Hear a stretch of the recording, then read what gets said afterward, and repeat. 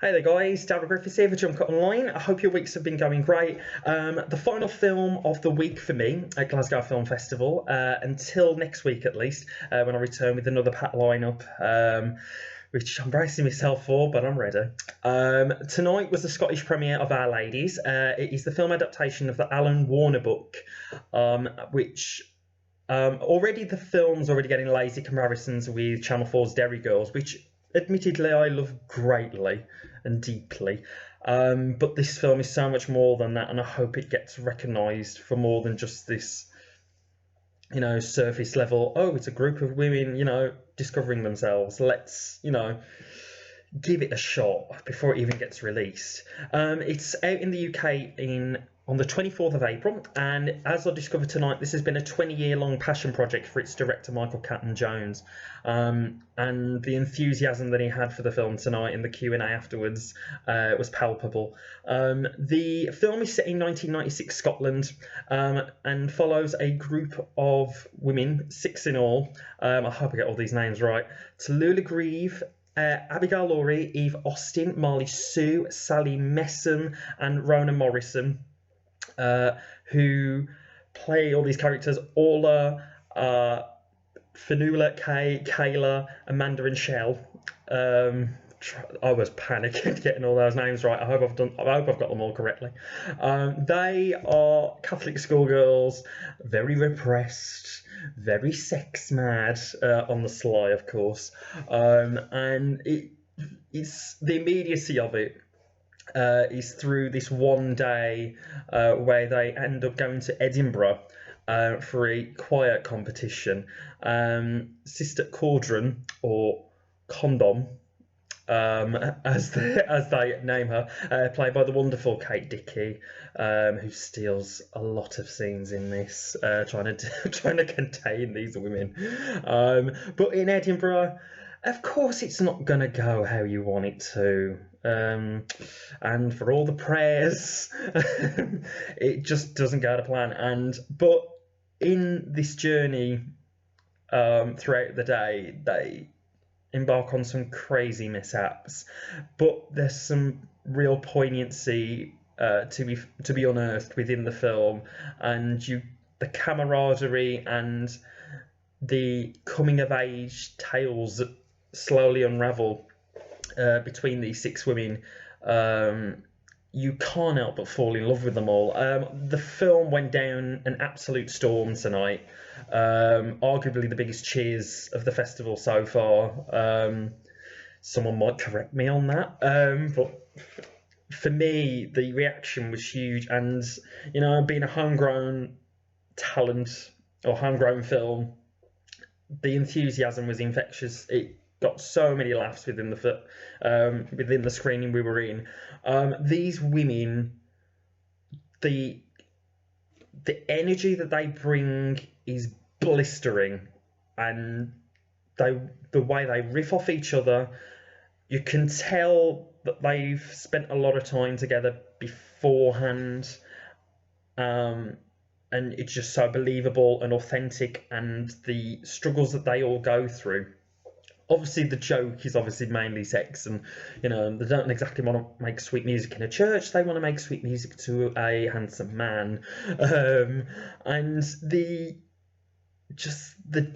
discoveries along the way. It really pokes fun at the ridiculousness that men embrace just to try and get women, and they undercut it so incisively along the way, and there's so much emotional charge underneath it all as well, and particularly with the character of Orla, played by Tallulah Greive.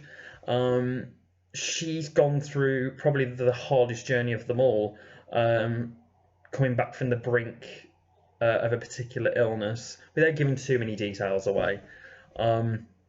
And she just, there's a radiance to her and a sense of maturity whilst, going on the same journey as these other women, young women who, as I say, they're discovering themselves sexually and romantically, and they end up in northern soul clubs and random bars, and and fireworks do fly.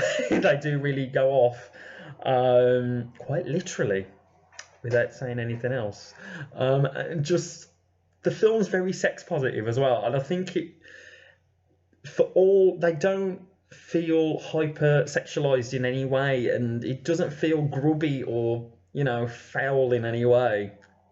And there's just a warmth and an innocence that they all bring to the table collectively, that, as I say, you can't help but fall in love with the characters. And coming of age tales, are a dime a dozen these days. There's so many of them, and it's a saturated genre. So when one of them sticks out in the minds, you've got to be really going some. And the film just feels so personable and relatable. Just the aerial shots of Scotland, it's so lovingly observed, and there's lovely little moments of early photographs of the characters that sort of kick in like a film reel that sort of undercuts a lot of the modern day stuff, or spliced, separated from the modern day stuff that's going on with them in Edinburgh. And again, it just helps to layer it even more emotionally. But for all the poignancy, as I've said, it's frequently funny. I mean, I was hysterical. There was one particular moment with a wedding video with one of the men they meet. I was crying, and just some of the banter that they have, and the lines that they reel off, you can't help but just, literally burst out laughing. But my stomach was just like in knots from all the laughter. I felt like I had to be, repaired in some way. And the women, I really hope that I think Dickie said it best in the Q&A afterwards as well. She really is excited. She could tell. I mean, her character trying to underpin all this that's going on with the women she's fantastic. She's such a talent, and she's another person I think further down the line she will take off. I think Dickie, if she hasn't already, I think she really will. She's just so down to earth, so grounded, and the love and affection just between the whole cast, it's so palpable and so clear.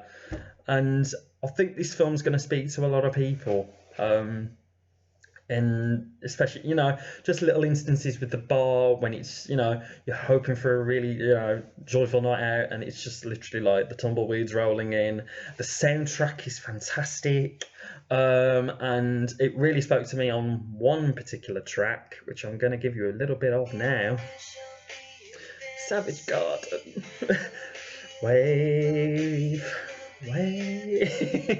Literally the sound of my youth right there, Mr. Darren Hayes. The use of that is so sweet. But I'll cut the savage for a little bit. But there's certainly no savagery in my review here.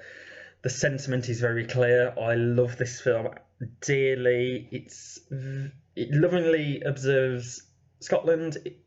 The characters are so distinctive and authentic and relatable, and I can't wait to watch it again. I really can't. It really touched my heart, and just it had more emotional pull than I was really expecting it to. But it catches you off guard. It creeps up on you very, very slowly. And the way it segues so seamlessly from huge laughter to pure emotion is a credit to Caton-Jones and the performances that are put in by its wonderful cast. I really hope Our Ladies has a big audience in the middle of April. I really, really do. So be sure to keep it on your radar. It was already at London Film Festival last year. I'm so glad it's had a big turnout in Glasgow here. Look out for it. That is all. That is my review of Our Ladies.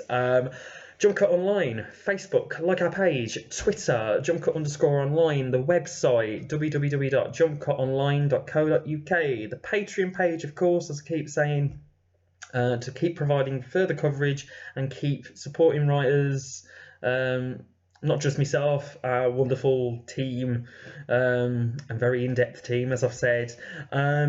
Reviews coming up next week. Just to list a couple off: Calm with Horses with Barry Cohen and Cosmo Jarvis. I'm seeing Parasite again in black and white. It's having its premiere here, which I'm super, super excited about. Already seen it, of course. The Bong Joon-ho Oscar winner. The Bong Song, or Parasite, as I keep joking about, the Coldplay track. And there's so much more next week. And there's a surprise film, of course, which I'm very intrigued to see what they throw up this year. Last year it was Gloria Bell, directed by Sebastian Lelio, and starring Julianne Moore, and I love that film dearly. So fingers crossed it's up to par this year. But for now, I've been Darryl Griffiths. I'm signing off for the week. Take care, enjoy your weekends, and I will see you very soon. Take care. Bye for now.